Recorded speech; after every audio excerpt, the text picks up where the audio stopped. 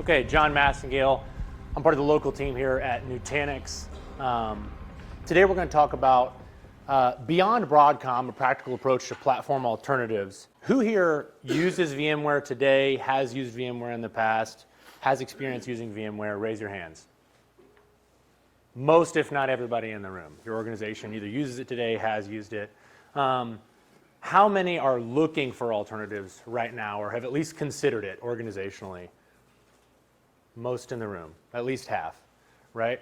So one of the things I actually don't like about my first slide, it's not even really the first slide, it's how we're framing the conversation, is that I'm framing the conversation about Broadcom, about VMware, and I'm Nutanix. I actually don't like that we've had to frame the conversation, as running away from something as opposed to running to Nutanix. Because frankly, for most of our history, Nutanix is sold with VMware, and I'll talk about that a little bit, and I know that's going to confuse you at first, but it's a good setup. So really, there's two things I want you to take away from this presentation. It's, if I'm going to look at alternatives to VMware, how should I approach that? Because at this point, I've had truly hundreds of conversations with customers who have explored alternatives, bought alternatives, stayed the same for now, continue to explore. So we've got some cycles on this. So I want you to come away with how to approach looking at it in general, right? It's dominated Nutanix's conversations. And it didn't used to. It used to be a non-conversation with Nutanix. Customers were talking to Nutanix, and it had nothing to do with hypervisor. But today, that's all anybody wants to talk about is hypervisor alternatives. And the other thing is, I want you to come away knowing what Nutanix even is. So I believe in that clarity equals velocity. I think one of the best ways to get clear on something is asking good questions, right? You get where you're going really quickly if you know exactly what you're aiming at. So I think a good way to do this, and really when you're evaluating any technology in your stack, whether it's networking, whether it's security, whether it's AI solutions, right, anything in your tech stack, is why do we have what we have in the first place? You made a decision to have what you have in the first place for a reason, right? So I think it's a good question to ask. Why did you have VMware in the first place? Well, the reasons you had VMware, or everybody, most of the market had VMware in the first place, is it was good at virtualization. It technically wasn't first. There were technically other virtualization solutions out there, but they brought it to the commercial market the best, executed on the best. They had enterprise trust in maturity. It was a mature platform, and enterprises largely trusted it. They had a large ecosystem of partners and a huge ecosystem of integrations. Labor market skills. You could confidently say, hey, if I lose my VMware guy, girl, today, I can go find another one. Broad product suite. There's a lot of capabilities that you need to run your business, your virtual layer, that they provided and they supported as good or better as anybody. And then compliance and support expectations. You had the expectation that from a compliance perspective, from a support perspective, they could meet your needs, right? So I set that all up to ask the question. You guys are going to like this slide because it's one word. What are you really solving for? If your applications today, are they going to stop running on VMware if you stay on VMware? Will the applications just stop working? Will the virtualization layer stop working? Because most of you, as we just polled, are looking to move off the platform. So if you stop doing it, will they stop working? The answer is no. Of course they won't stop working. The reason you're looking at alternatives is not because you're looking to get away from a broken product. The reason you're looking to get away from the platform in general is trust. You don't trust the business model anymore. You don't trust the pricing anymore. You don't trust the licensing model. You don't trust the licensing bundles anymore. What you don't trust is that my current price today is going to be my price tomorrow. You're saying, I'm looking at alternatives because I don't like my new price, and I don't trust that it won't get a lot worse. I don't like my new licensing models, and I don't trust that it won't get a lot worse.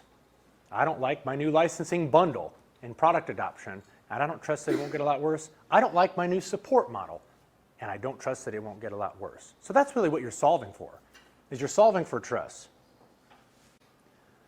What are you aiming at? Another one-word slide coming. So what are you really aiming at? Like, what's the solution to this?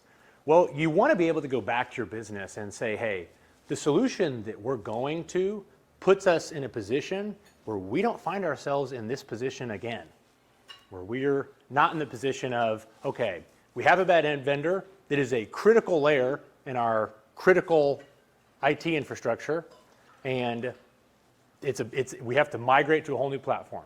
You don't want to be in that position again. So really what you're solving for is choice. You want choice. You could call it choice. You could call it flexibility. You could call it agility. But you just don't want to be back here again. And the business doesn't want to be back here again. Because right now you're going to the business and saying, hey, this is going to be a platform shift. It's going to be meaningful, and it's going to be significant, and it's going to be an undertaking. And the business is going to be like, okay, well, I don't want to be in this situation again. So part of that solutioning is you want to be agile, right? You need something that meets you where you're at, takes you where you're going. So what are the questions you should be asking? So the way to approach this is, can whatever alternative I'm looking at today, can it meet me where I'm at right now, right? So if it can meet you where you're at right now, what does that look like? Is it compatible? You have existing hardware platforms, you've invested, but you have existing investments into hardware assets that are possibly even tightly integrated with the rest of your tech stack.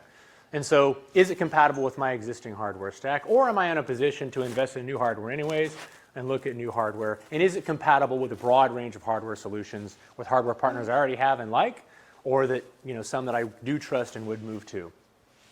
Workload profile. You want to take a good inventory of your virtual machines, your bare metal machines, your bare metal applications even.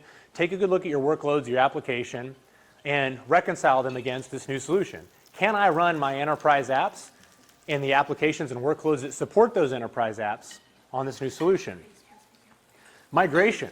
What does migration look like? This is actually one of the biggest topics. Most people trust that their VMs running on an OS are going to run in a new VM on a new OS, generally speaking, with a few exceptions. Most people trust that. But what about migration? Right? Migration sounds like downtime. It sounds like risk to the business and to the IT operators in here. That's what that sounds like. What does migration look like on the new platform? Is it going to be largely seamless? Is it going to be tested? Is it going to be proven? Can I trust the migration? Capability. I have all these nice capabilities I've been used to from a good vendor for a long time. Is the new solution I'm going to have the capabilities that either match, exceed, or achieve the same outcomes in their own way that we are today? And then adoption, and this is a big one. Can my staff learn this? Your staff is probably trained up on the platforms you have today. They're trained up on your virtualization. You're trained up on your storage. They're trained up on your compute layer. Everything that ties into that, that's where they have skills. Can I adopt this new platform? Is it simple? Can I use the frame of reference I have to learn it? Are there educational opportunities? Can this company partner with me and help the team that I have get better at this, at this new platform, upskill on this new platform?